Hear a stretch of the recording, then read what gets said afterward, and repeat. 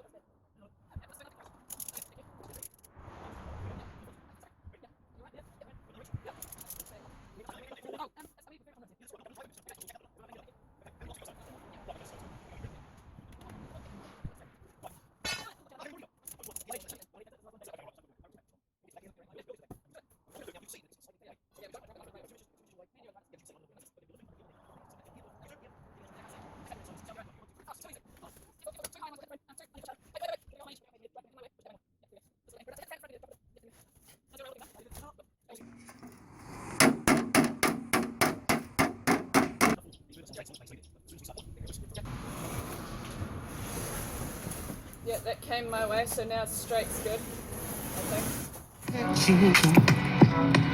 Why won't you call for help? Looking up into heaven. Is that where you wanna go? Your spirit's in limbo. Body's in heaven. Keep looking up. Keep looking up. All the hurt your eyes. You won't die. Keep looking up.